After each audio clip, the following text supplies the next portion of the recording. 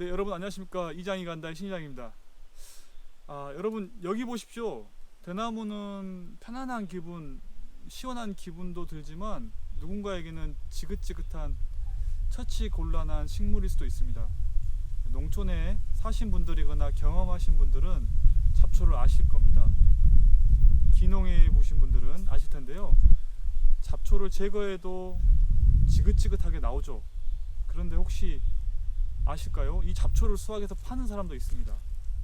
이 처치곤란한 대나무를 저 같은 경우는 팔고 있습니다. 파는 사람도 있다는 사실입니다. 이 대나무를 파는 사람은 절대 이 대나무가 제거되지 않아야 됩니다.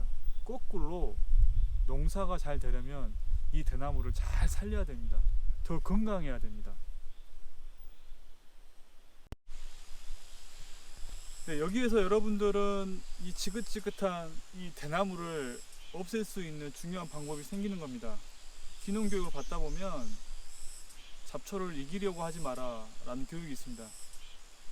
다 못 제거해요. 하지만 여러분, 우리 마을도 동네 아짐이라고 하는 분들이, 농사 전문가분들 하시는 분들 보면은 우거진 잡초를 드러내고 치우고 제거하고 토란 고추 두둑을 만드는 걸 보면 여러분들은 혀를 내두를 겁니다.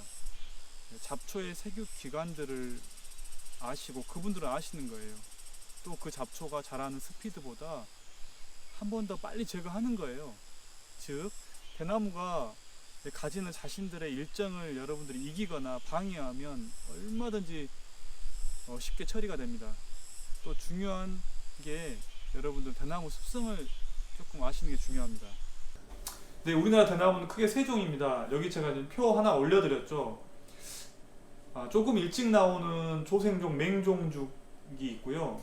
거제 지역 가셔서 큰 대나무 보신 적 있으실 거예요. 그 외에는 분죽, 왕죽 이렇게 있습니다. 일반인들은 이런 대나무를 다 그냥 청대라고 보시면 됩니다. 하지만 저처럼 대나무를 생산하는 분들은 다 어떤 대나무인지 구별이 가능해요. 여러분들은 이 대나무를 왜 구별을 해야 되냐면 새 종류가 죽순이 나오는 시기가 다릅니다. 근데 이제 구별하기 어려우신데 그림을 보시면은 죽순의 껍질로도 구별이 되고요. 확실한 건 이 세 종의 죽순이 나오는 시기가 다 다릅니다. 보시면 4월 중순부터 왕죽이 지금 6월 말까지 되어 있지만 7월 10일 정도까지는 왕죽 죽순이 나오고 있습니다. 그래서 일단 그 대나무를 제거하시려고 하는 곳에 벌목을 하시면 그 이후에는 대나무에 따라 죽순이 나오는 시기가 달라지니까 그런데 생각보다 죽순이 나오는 시기 그 구간이 짧네요. 한 20일에서 길게는 한 달인데 이때만 제거해주면 더 이상 1년 내내 죽순 나오지 않습니다. 정말 쉽죠? 털을 다듬어 집을 짓고 하시는 분들은 우선 흙을 뒤집을 텐데 대뿌리를 제거해도 완벽하게 제거가 되지 않습니다. 시멘트 포장이 아닌 이상 또 나올 텐데요. 이 시기를 아셔야 됩니다. 언제 우리 대나무에 죽순이 나오는 시기를 아셔야 돼요. 이때만 깔끔하게 이 시기에만 없애신다 생각하시면 되고요. 대나무 구별은 이 세 종 중에 하나인데 정말 구별하기 어려우신 분들은 사진 찍어서 저에게 아래 이메일 주소를 주시고요. 그렇지 않고 초기 죽순이 나오고 그 후 한 20일, 25일 정도는 죽순 촉이 나오니까 마지막 날이라든지 그때 배워주면 되죠. 365일 중에 여러분 25일 정도만 신경 쓰면 되네요.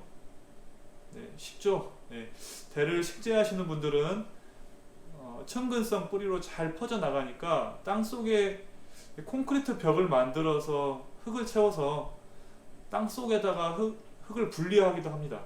다른 곳으로 대나무 뿌리가 가지 않도록. 또 안 썩는 우리 시골에서는 고무 다라이라고 하는데요. 고무 통을 같은 걸 묻어가지고 이제 더 이상 대나무가 퍼지지 않도록 하는 노하우도 있습니다.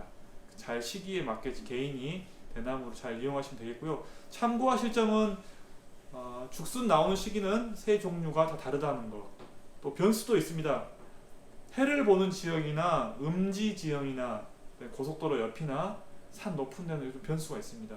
해를 보는 지역은 빨리 나와서 조금 빨리 이제 죽순이 안 나오고요. 음지 지역은 좀 늦게 죽순이 나온다는 거, 일정은 좀 차이가 있습니다. 간혹 지식인이라든지 비전문가분들은 풍화를 듣고 대를 베내고 소금을 몇 가마니를 뿌리면은 그러면 그 다음에 죽순이 안 올라온다 이렇게도 하는데요.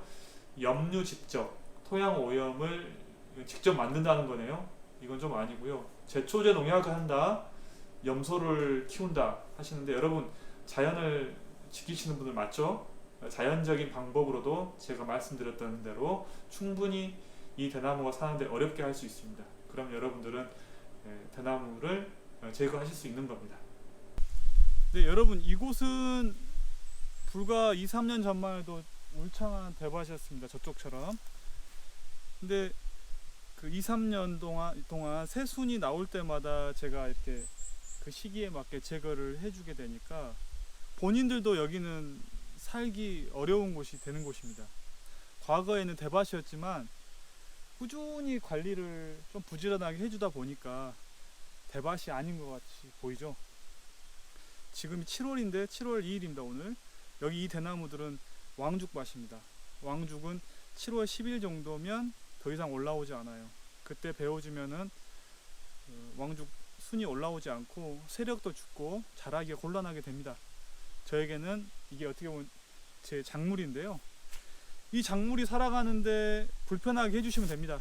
쉽죠, 여러분? 식물은 이제 뿌리만 있고 상부가 제거가 되면 어떻게 될까요?